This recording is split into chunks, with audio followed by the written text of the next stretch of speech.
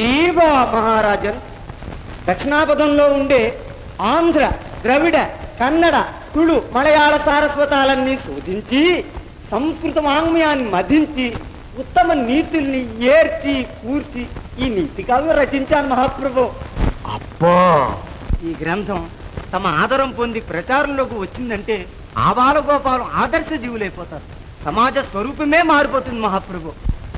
అయితే తమకు అపరిమితంగా నచ్చిన గ్రంథ భాగాన్ని మత్తుకు వినిపించండి, విందాం. పతికి మారాడక, పలుమరు నేడవక, అలయక మిగుల గయ్యాళిగాక. అయ్యో, చాలు చాలు. గ్రంథం అంతా ఇలాగే ఉంటుందా స్వామి? మీ అభిప్రాయం ఏమిటి రామకృష్ణ కవి? ఈ నీతులు వింటే ఏ ఆడదైనా మగడితో కాపురం చేస్తుందా మహాప్రభు? ఎందుకు చేయదు? ఎలా చేస్తుంది స్వామి? వీరు నేర్పే నీతుల్లో మొదటిది పతికి మారాడక. అంటే మగడు అరచి చచ్చినా బదులు పలకకుండా పలుమరు నేడ్వక. అంటే నియమం తప్పకుండా రోజుకు 5-6 తూర్లో మాత్రమే ఏడుస్తూ. అలయక అంటే ప్రాణావసరమైన పని వచ్చినా ఒళ్ళు అలయనంత వరకే పని చేస్తూ. మిగుల గయ్యాళిగాక. చిత్తగించండి మహాప్రభు. అంటే భర్తను తన చెప్పు చేతుల్లో ఉంచుకునేందుకు అవసరమైనంత వరకే గయ్యాళిగా ఉంటూ. అంటే విధి పాటించే ఆడదాన్ని కట్టుకున్న మగడు ఏం సుఖపడతాడు, ఎలా సుఖపడతాడు? దూర్జటి మహాకవి గారి కాళహస్తి మహత్యంలో భక్తిరథం పలుకు పలుకున తొణికితలాడుతూ ఉంది. అందులో ఆశ్చర్యమేముంది? అహోరాత్రాలు సానివాడలో కాపురమాయ, సరస్సుతో సహవాసమాయ. భక్తి భక్తులు బాగానే కుదురుతాయి.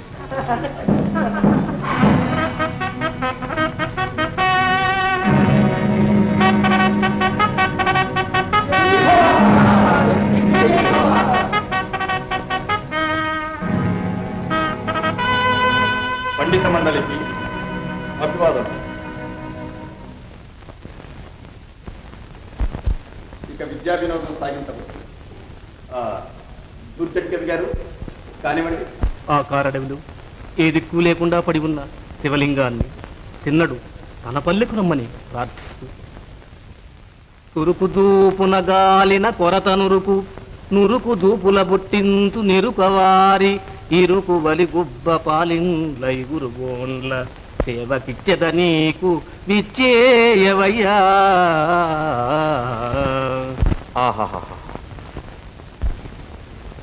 సుతమతి అయిన ఆంధ్ర కవి ధూర్జటి పల్కులకేలగల్గెను అతులిత మాధురీ మహిమ. తెలిసిల్ భువనైక మోహనోద్ధత సుకుమారవార వనితా జనతా ఘనతాపహారి సంతత మధురాధరోదిత సుధారసధారల గ్రోలుటల్జుమే. అంతేనా తాతయ్య? అవునేమో మనవడా. నిన్న ఆ వరుస, ఈవేళ దూర్జటి గారిని ఈ వరుస. చూస్తూ ఊరుకోవాల్సిందేనా? ఊరుకుంటామా? వికటకవి నోటికి తాళమే ఇస్తాను, చూడండి. గోవిందయ్య, నీతో ఓ చిన్న పని ఉంది. చెప్పండి స్వామి, చేసేస్తాను. రామకృష్ణ వెనకాల వస్తున్నాడు. తడబడకుండా నువ్వు అడిగినట్టే కుంజర యూధము దోమ పుట్టుకదొచ్చన్ అని సమస్యను పూర్చేమను. కోస్ అంతే కదా, అడిగేస్తాను. మీరు అక్కడే కూర్చుని చూస్తుండండి.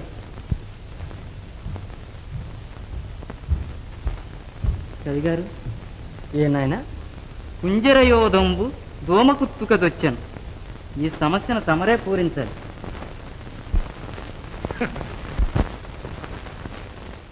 గంధాయి తాగి తురకల సంజాతము చేత కళ్ళు తవిగొన్నావా లంచెల కొడక. ఎక్కడ కుంజరయూధంబు దోమ కుత్తుకదొచ్చెన్. గట్టిగా హరిహరి, ఆ దీవెల్లన్నీ నాకే గురుస్వామి. కేవలం మీకే అని ఎందుకు అనుకోవాలి భట్టుమూర్తి గారు? అందులో మాకు భాగం ఉంది. అప్రాచ్యుడా, ఈ అవమానాలతో జీవించడం కన్నా మరణించడమే మంచిది. అవునవును, అది చాలా మంచిది.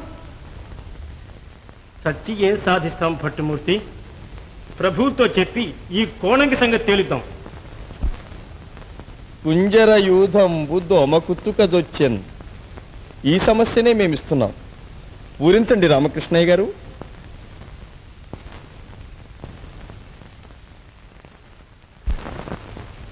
రంజన చెడి పాండవులరి భంజనులై విరటు కొల్వు పాలైరకట సంజయ విధినే మల్దును కుంజరయూథంబు దోమకుతుకదొచ్చిన్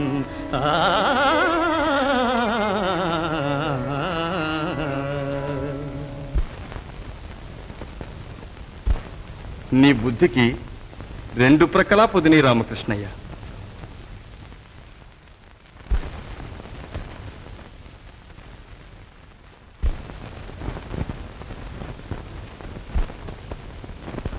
ఎగిరితంతే బూర్ల బుట్టలు పోయి పడ్డాడు. ఈ దెబ్బతోనైనా వదులుతాడేమోననుకుంటే ఈ రామకృష్ణుడు అట్టే పైకెక్కిపోతున్నాడు స్వామి. వాడంత తేలిగ్గా పోడురా. పోడు ఒంటరిగా చూసి ఈ పీక పట్టుకుని నొక్కానంటే చంపేశారా? చంపేస్తున్నారా? చంపేక వదులుతానా? మీరూరుకోండి. అప్పుడు అచ్చుడా కాలు విరిచేశావురా. అపచారం క్షమించండి. కాలు అనుకోలే, వాడనుకున్నాను. నమస్కారం గురుస్వామి. ఏం నాయనా? ఈనాడు కొలువుకు కాశీ నుంచి ఎవరో వ్యాకరణ పండితులు దయచేశారు స్వామి. రేపు ఉదయం సభలో వారితో వాదించాలట. ప్రభువులు వారు తమతో మనవి చేసి రమ్మన్నారు. సరే అప్పన్నా, విన్నాను స్వామి. ఏం విన్నావు? అప్పగించు. తమరు రేపా కాశీ పండితుణ్ణి ఢీకొంటారనిన్ని, వాగ్యుద్ధంలో శత్రువును మాడు వాయగొడతారనిన్ని, నీ ముఖమనిన్ని. నోర్మయ్ అప్పన్నా, నీ బుద్ధిలో దద్దోజన పసే గాని పులిహోర ప్రభావం రవంత కూడా కనిపించలేదురా. అలా సెలవిచ్చారేం స్వామి? ఎదటి బలం తెలియకుండా ఎదిరిస్తే జయాపజయాలు ఎవరివో. వచ్చినవాడు ఉద్దండుడంటున్నారు. వానికి రామకృష్ణుని ఎరవేయాలి. వాడు గెలిచాడా ఒక లింగడు చస్తాడు. వీడు గెలిచాడా? అపశకున పక్షి. వీడు గెలవలేడురా. వీడికి 4 తెలుగు ముక్కల పసే గాని పాండిత్యం ఎక్కడిది? అయితే తప్పక ఓడిపోతాడు స్వామి. అందుకే వెళ్ళి రామకృష్ణుని ఒప్పించిరా. ఓ క్షణంలో. అయ్యా రామకృష్ణయ్య గారు. మహాకవులకు నమస్కారాలు. ఓ నమస్కారం. ఓహో మీరా? దయచేయండి. ఇలా వేయించేశారే? గురువుల వారు పంపారు. కారణంగా పంపరే? అవును, సకారణంగానే పంపారు.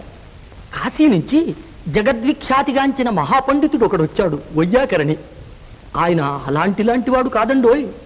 ఆయన చూడండి లేదు దేవుడు తప్ప, వినంది లేదు గంధర్వగానం తప్ప, తెలియంది లేదు స్వర్గం తప్ప, త్రాగంది లేదు విషం తప్ప, చేయింది లేదు హత్య తప్ప అందరూ. కాదు, అసలు విషయం తమకింకా తెలిసింది కాదు. అబ్బే, మీరు చెప్పారు గారు. అతన్ని వాదంలో ఓడించి వచ్చిన దారినే వెనక్కు పంపించాలి. అందుకు ఆస్థానంలో చాలా మంది ఉన్నారుగా. ఉన్నారు లేరు ఎందుకు? నేను ఉన్నాను. మీ గురుస్వాములు ఉన్నారే? ఉన్నారు. మత విషయకమైన చర్చ వచ్చినట్టయితే మాడు వాయగొట్టేవారే. ఇది వ్యాకరణమైంది, కొంచెం వెనకాడుతున్నా. పోనీ గజాలు అన్ని ఉన్నాయిగా, వదలండి. గజాలు అడుగులు కదల్చలేకుండా ఉన్నాయి. అందుకనే సింహం దగ్గరికి వచ్చాం. అంతటి మహాపండితుణ్ణి జయించాలంటే తమరొక్కరే సమర్థులు. సంగీత సాహిత్యాల్లోనేమి, శిక్షా వ్యాకరణ జ్యోతిష మీమాంసాదులు ఒకటేమిటి, సమస్త విషయాల్లోనూ ఆహాహా తమకు తమరే సాటి అని ఎవరన్నారు? ఒకరేమిటి, లోకం కోడై కూస్తున్నది. లోకమేమిటి, సాక్షాత్ శ్రీ శ్రీ శ్రీ మన గురువుల వారే సాయించారు. ఆహాహా, ఆచార్యుల వారికి నా మీద అంత అనుగ్రహం ఉన్నదన్నమాట. ఉన్నది కనుకనే అంతటి మహాపండితుణ్ణి జయించేటటువంటి సత్కీర్తి తమకొక్కరికే దక్కాలని శ్రీ శ్రీ శ్రీ స్వాముల వారి తిరుమలం. చాలా సంతోషం. సరే అన్నానని మనవి చేయండి. చిత్తం, సంతోషం సంతోషం. విజయనగరాస్థాన గౌరవం నిలబెట్టారు. విజయీభవ, జయ విజయీభవ, దుగ్గు దుగ్గు జయభవ, జయ విజయీభవ, జయ విజయీభవ, జయ విజయీభవ.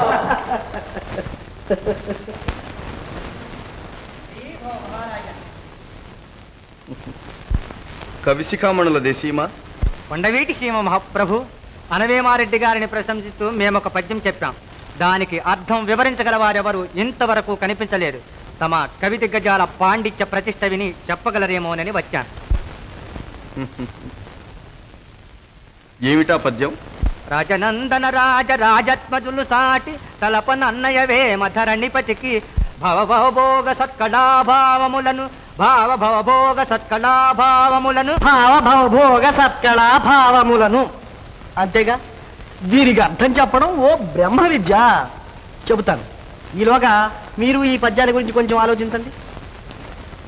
మేకతోకకు మేకతోక మేకకు తోక మేకతోక మేక మేకతోక మేకతోకకు మేకతోక మేకకు తోక మేకతోక మేక మేకతోక మేకతోకకు మేకతోక మేకకు తోక మేకతోక మేక మేకతోక మేకతోకకు మేకతోక మేకకు తోక మేకతోక మేక మేకతోక మేకతోక తోక మేక మేకతోక మేక మేకతోక తోక మేక మేకతోక మేక మేకతోక తోక మేక మేకతోక మేక మేకతోక తోక మేక మేకతోక మేక.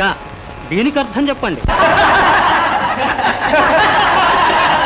మహాకవి, మహాప్రభు, అసుర సంధ్యా సమయం, నిర్జల నదీ తీరం, ఆ అబల ఆక్రందనం, ఈ శ్రోత్రియుల సాక్షాత్కారం, దీని అర్థమేమిటి? అవును ప్రభు, పరిస్థితులు పరిసరాలు నా నేరాన్నే నిరూపిస్తున్నాయి. శ్రీవారు ఏ దండన విధించినా సరే ఈ ఆశ్రితులు శిరసావహిస్తారు. ఆచార్యవర్య, ఈ అపరాధానికి ఏ శిక్ష సమంజసమని తమ అభిప్రాయం? మహాప్రభు, హృదయ విదారకమైన ఆక్రందనం వినగానే మా మేధస్సు స్తంభించిపోయింది. అపరాధానికి అనుగుణ్యమైన శిక్ష విధించండి. తమ నిర్ణయంతో మేం పరిపూర్ణంగా ఏకీభవిస్తాం. మహాప్రసాదం. రామకృష్ణ, నీ అపరాధం లోకోత్తరం, అసామాన్యం. నిన్ను కనికరించాం. యావజ్జీవము శృంఖలాబద్ధుల్ని చేస్తున్నాం. మహాప్రభు,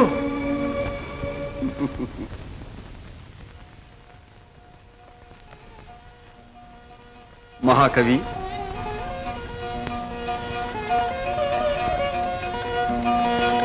అనురాగ శృంఖలతో నిన్ను మా హృదయ పంజరాన బంధించాం. ఈ జన్మకు నీకు ఈ చరవాసం తప్పదు. ధన్యుని మహాప్రభు, అదే నా చిరకాల వాంఛితం కూడా. ఆ కోరిక ఈ అసుర సంఖ్య వేళ సాక్షాత్ సద్గురు సన్నిధిలో నెరవేరింది. విద్యానగర సామ్రాజ్య లక్ష్మీ సనాథులు కరుణా సముద్రులు తమ హృదయాంతరాన నాకు శాశ్వతంగా నిలువ నీడపడు.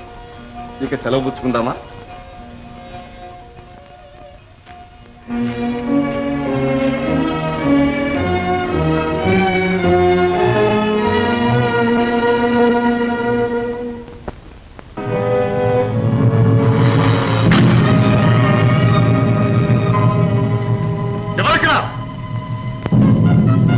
ఎవడో మా మీద పాటు తీశాడు. పట్టి బంధించండి.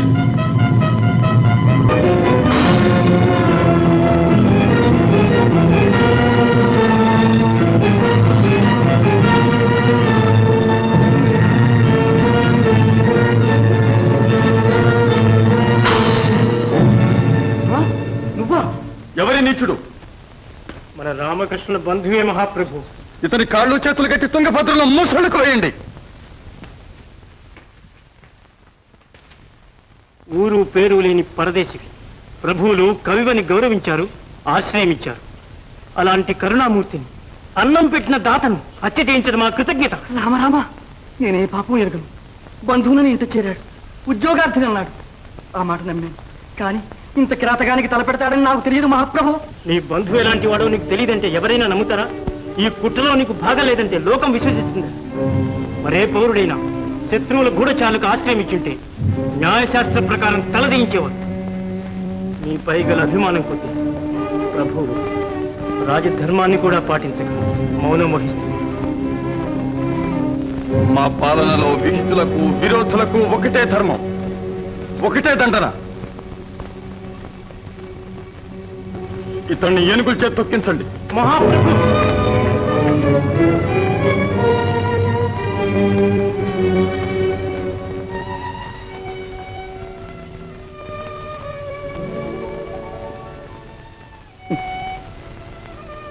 సెలవు మహాప్రభు. ఈ దీనుడు ఏమైపోయినా లోకానికి లోటు. అంబ కృప వల్ల తమకు గండం తప్పి నాకంతే చాలు. శ్రీవారు శాశ్వతంగా వర్ధిల్లాలి. విజయీభవ మహారాజా.